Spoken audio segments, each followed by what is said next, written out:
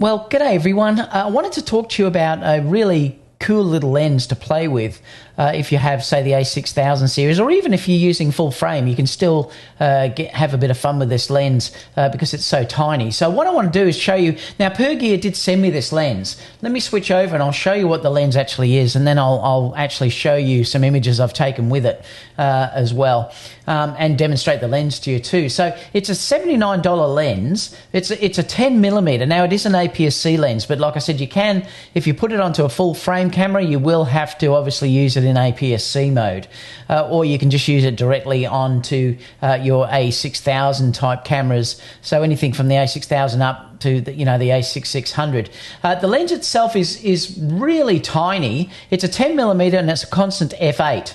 It is a manual focus lens, but because it's 10mm, basically everything's in focus anyway.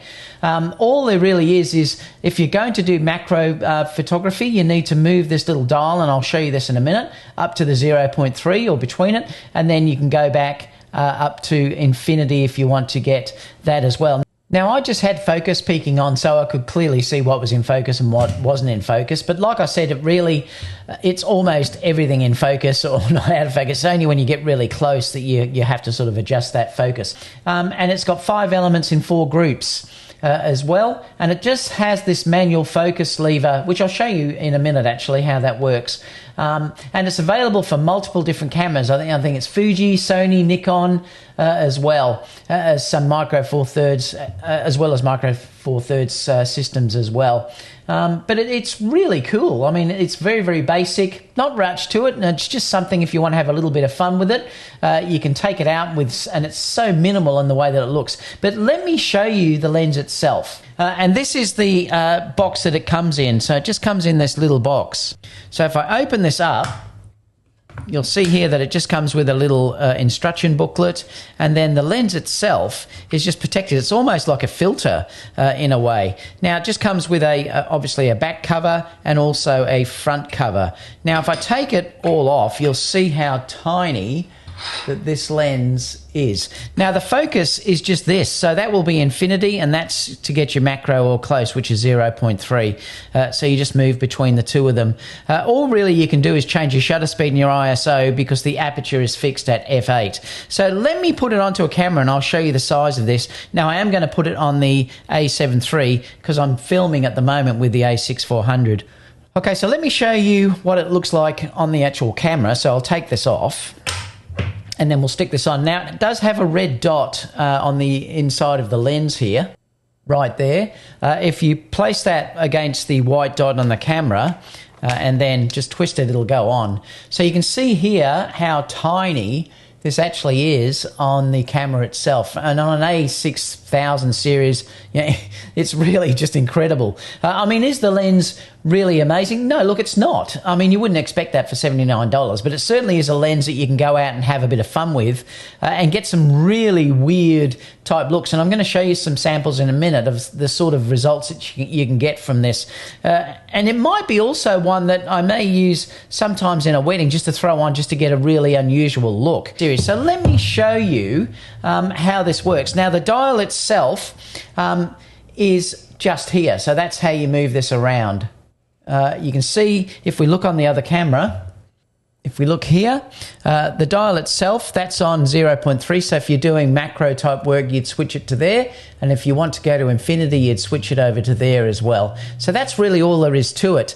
And it looks really good. So let's go and have a look at some of the images. So this is the first one that I wanted to show you. This was a car just parked out the front of my place. I wish it was mine, but it was just parked there, so I thought I'd grab a couple of shots while it was there because it's some good examples to show you. Now, if I click on the center here, it'll give you an idea about sharpness. So you can sort of see in the center, it's pretty good. But you can see it is you don't have much shallow depth of field, obviously, because you're shooting at f8. You've got to remember that, but it's not a lens designed for that, really. As you go out to the edges, it does soften off a little bit on the edges, but overall, it's pretty good. I mean, you look at it, it's not bad at all. The color rendering is pretty nice out of this. I found that was pretty good. But like I said, I was surprised actually how sharp it is in that center area. It actually came out really nice. And where I like using these, and this is where I would probably use it in a wedding or something, when they have these amazing cars the brides bring up and stuff, you can get some really weird type looking effects where I've grabbed down, just say on the wheel here, which looks so cool. I mean, it's made the wheel look massive. Again, if you look in the center, you know, it's sharp enough. And remember, I haven't added any sharpening at all on these images yet, or edited them. They're just basically cropped and straight out of camera. So, you know, they're really quite nice when you look at them. And I love that distorted type look. And again, if we look at one from the front here, you still see how you get that real distortion which comes out.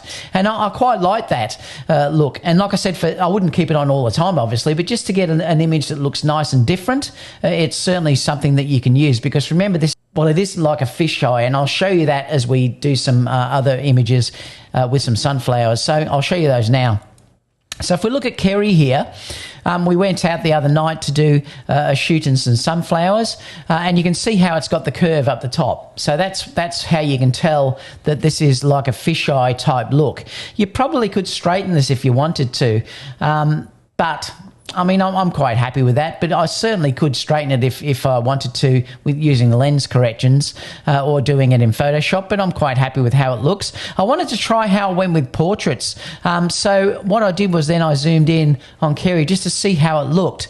Now, obviously, if I put her out on the outside, she would be really distorted, but because I've kept her in the middle here, you know, she looks fine. So as long as you keep your subject sort of dead in the center, you'll find that it will be okay to look at. And this, I just went a little bit closer again so you can see the effect that we're getting through here. If you want to use the macro type looks, you can see here that this is the type of result you can get. I got very, very close to this flower, and again, you get that real distortion because it's such a wide angle lens. This is another one that I did through here as well. And another couple more coming through here as well. Like, I gave it a good test on these flowers, which was really cool. I even wanted to try one on portrait mode as well, just to see how it looked. As the sun went down, I wanted to just sort of see how flaring is. You can sort of see that there's a little bit of star going on here. You can see the sun rays just coming out of it a little bit. I mean, like I said, is it massively sharp? No. You know, it's not. But like I said, these haven't had sharpening done to them at all at this stage. So like I said, with the car, it did definitely look nice and sharp in the center. But the colors look really nice. I mean, I'm actually surprised how good the colors actually look. Again, a couple of portrait ones. This was one with Kerry shooting the flowers as well with the Sony A9. She was grabbing this flower, I think, through here. But again, you can see the curve that you get through this. But you do get a really nice angle type of look, you know, if you're after that. So I will eventually. I might even try a fraction of video or something on it eventually as well, just to see how that is as well. But I mean, for the price, you can't really go wrong. Like I said, $79, and you can certainly take this around and have a little bit of fun with it if you wanted to travel unbelievably minimalistic. Like I said, though, you do have to understand the implications or whatever shooting wide angle photography like this. But if you're after just a bit of fun, I think you know it's well worth putting in your kit. I will leave the links down below where you can purchase this from. Apart from, and thank you Pergear for sending it to me. Apart from that, guys, I'll see you all in the next video. Bye for now.